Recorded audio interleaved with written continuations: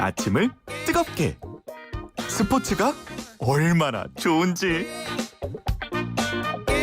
네, 매일 아침 스포츠의 매력을 짧고 굵게 전해주는 코너 스포츠가 얼마나 좋은지 방금 전 2분 전에 정확히 예고드린 YTN 스포츠부의 조은주 기자 나와 있습니다. 안녕하십니까? 안녕하세요. 네. 2분 전에도 앉아 있었습니다. 예.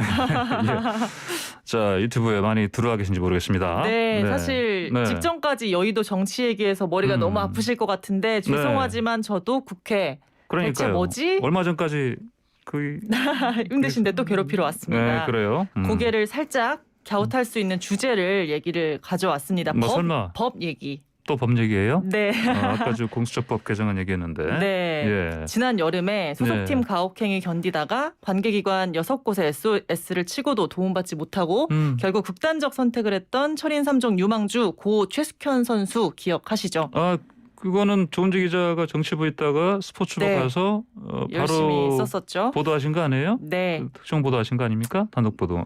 여러 군데서 다 달라붙어서 썼습니다. 예, 네. 그러니까 좀 비극적인 상황이었는데. 네. 자, 그러면 뭐 이런 비극은 다시 한번 생기면 안 된다. 네. 그래서 여러 가지 또 법안들이 좀 나오지 않았어요? 그렇죠. 이른바 고 최숙현법이라는 이름으로 국민체육진흥법이 손질이 됐습니다. 이 사태로 들끓었던 8월에 일단 한 차례 있었어요. 예. 그때는 스포츠 비리에 연루된 지도자, 단체 등에 대한 처벌을 세게 하자 이런 게 골자였습니다. 왜냐하면 최숙현 선수가 여러 기관에 SOS 쳤는데 사실 묵살당한 정황들이 되게 많았잖아요. 예. 그래서 지도자 또 경기단체 책임자들이 조사에 응하지 않는 그 자체만으로도 징계를 할 수 있고 또 혐의가 확정되면 기존에는 자격정지 기간이 1년이었는데 예. 5년까지 대폭 늘렸습니다. 그리고 네. 또 스포츠 윤리센터라고 해서 신고 상담부터 뭐 예방교육, 인권교육까지 원샷으로 해결할 수 있는 기관, 그걸 만들 수 있는 근거 조항도 이 법에 들어가 있었어요. 예. 그때 당시 법안이 통과된 날이 최숙현 선수가 숨진 지 40일째 된 날이었습니다. 40일째 된 날이요. 굉장히 빨리 만들어졌었던 거예요. 예. 예. 그리고 그게 끝이 아니라 지난달에 후속 법안들이 또 통과가 됐습니다. 네. 더 강력하고 아예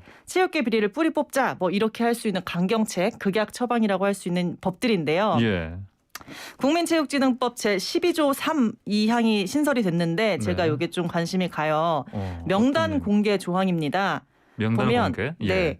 인권 침해와 스포츠 비리로 유죄 판결이 확정되면 인적 사항과 비위 사실을 공개할 수 있다. 이런 조항이 새로 공개할 생겼어요. 수 있다. 네. 공개해야 한다는 아니고. 네, 100% 전부 의무는 아니지만 예, 예. 운영위원회 심의 의결을 거쳐서 공개할 수 있다 이런 얘기예요. 예. 운영위원회는 뭐냐면 문체부 과장급 이상 공무원 한 명을 포함해서 뭐 변호사, 또 체육이나 법학 교수, 또 체육의 학식이나 경륜이 있는 사람까지 해서 총 9명으로 구성될 예정이고요. 예. 근데 여기서 뭘 공개할지 또 뭐 이름을 정말 다 깔지 네. 주소나 종목이나 뭐 혐의까지 다 공개할지 어쩔지 또 이 명단을 어디에 올릴지 예. 뭐 우편으로 배달을 할지 사이트에 올릴지 뭐 이런 구체적인 내용이나 절차는 예. 대통령령을 통해서 향후 정해질 예정입니다. 예, 시행령으로. 예. 네, 어제 날짜로 이제 관보를 통해서 법률은 공포가 됐고요. 앞으로 예. 6개월 뒤에는 이 법이 시행이 됩니다. 6개월 뒤에 시행된다고요? 네, 자, 네. 그러면 내용 방금 말씀하신 것처럼 강력한 법으로 네. 보이는데 예방에 뭐 확실한 효과가 있을 것 같습니까? 극약 처방이죠. 네. 사실 이제 최숙현 사태가 날리니까 의원들이 법을 정말 많이 발의를 했어요. 예. 그래서 뭐 원래는 법이 뭐 누구 법안이다 이렇게 되잖아요. 근데 여야에서 다 나왔지 않습니까? 네, 그런데 예, 이거는 예. 그냥